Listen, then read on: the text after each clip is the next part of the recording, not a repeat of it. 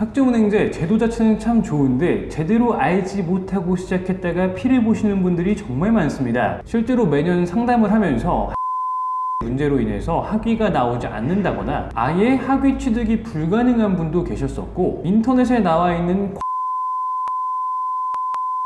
그대로 믿고 시작하셨다가 손해를 보시는 분들도 여럿 봤습니다. 시작하기 전 이것만큼은 꼭 알고 시작하셔야겠는데요. 네, 안녕하세요. 지공TV 정인우 팀장입니다. 오늘은 국가에서 운영하는 학위 취득 제도 중에 하나인 학점은행제 제도에 대해서 소개를 해드릴까 하는데요. 영상의 순서는 제도 소개, 활용 방법, 하는 방법, 주의사항 순서입니다. 영상의 내용은 처음부터 끝을 관통하는 하나의 이야기로 구성이 되어 있기 때문에 부분 띄어서 보셨을 경우 이해가 안 될 수 있으니까요. 처음부터 끝까지 시청을 해주시는 걸 권장드리고 있습니다. 자, 그럼 시작해 보시죠.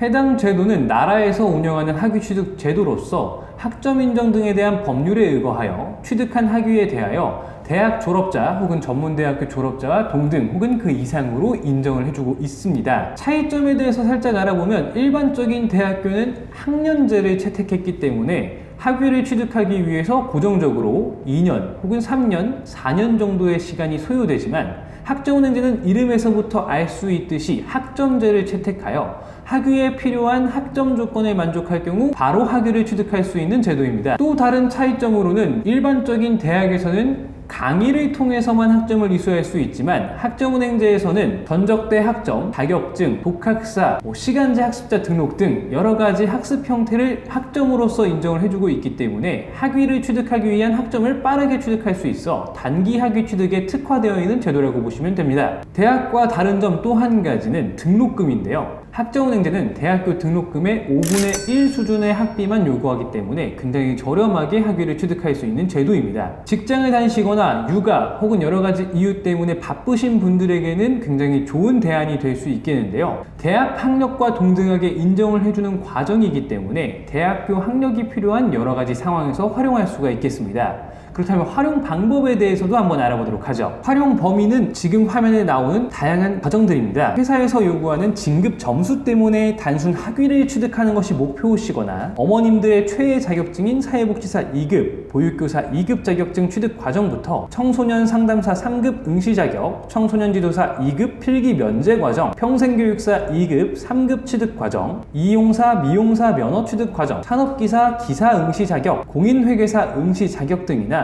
대학 편입 지원, 대학원 진학 조건 등을 만족하기 위해 활용하시는 분들이 많죠. 보시는 바와 같이 학점은행제의 활용성은 범위가 굉장히 넓기 때문에 아는 만큼 활용 범위가 넓다고 보시면 되겠는데요. 처음 들어보는 제도라서 이거 누가 하나 싶겠지만, 지금 보시는 것처럼 학위를 취득하는 분들이 꾸준히 늘어간다는 걸 알 수 있죠. 제도에 대한 소개와 활용 방법 등을 알아봤다면 이제 하는 방법에 대해서도 알아봐야겠죠. 학점은행제는 특이하게도 행정처리기관과 교육수강을 하는 평생교육원이 분리가 되어 있습니다. 따라서 행정처리기관에서 수강 신청을 하려고 알아보시다가 신청할 곳이 없어서 당황하는 분들이 굉장히 많죠. 단순하게 설명을 해드리자면, 교육기관에서 학점을 취득하신 다음 행정처리기관에 보고를 해주시고, 이 보고된 학점이 학위 취득 조건에 만족된다면 학위 취득 신청을 통해서 학위를 받아주시면 됩니다. 보통 여기에서 내가 어떻게 수강 신청을 해야 되는지 모르는 경우가 많아서 헤매는 분들이 많은데요. 내가 하고자 하는 전공이 정해져 있는 경우 cb.or.kr 국가평생교육진흥원 학점은행제 사이트에서 표준 교육과정을 눌러주신 뒤 컨트롤 F 단어 검색 기능을 활성화하셔서 내가 진행하고자 하는 전공을 검색해 주시면 이렇게 과목 이름이 나오는데요. 이걸 들어가신 다음 필요한 전공 필수 교과목을 확인해 주신 뒤 표준 교육과정 하위 탭에 교육훈련기간 조회에서 전공을 찾아주신 뒤 검색을 눌러주시면 아래 교육기관이 나옵니다. 여기에서 내가 이수해야 하는 과목이 개설된 교육원에서 수강 신청을 진행하시면 되는데요. 여기에서 검색되지 않는 교육원이라면 정식으로 인가를 받아서 운영되는 교육원이 아니기 때문에 과목을 이수하더라도 학점을 인정받지 못합니다. 주의해 주셔야겠죠. 주의사항에 대해서도 바로 이어서 설명을 해드리도록 하겠습니다. 학점은행제 제도의 장점상 학습 설계에 대한 자유도가 굉장히 높기 때문에 효율적인 학습 설계 과정이 맞는지, 혹은 이 학습 설계 설계 내용이 나한테 맞는 것인지 틀린 것인지 구분하기가 굉장히 어려울 수 있습니다. 제도에 대한 지식 없이 인터넷에 나와 있는 과대 과장 광고나 잘못되어 있는 정보를 그대로 믿고 그대로 진행하시는 경우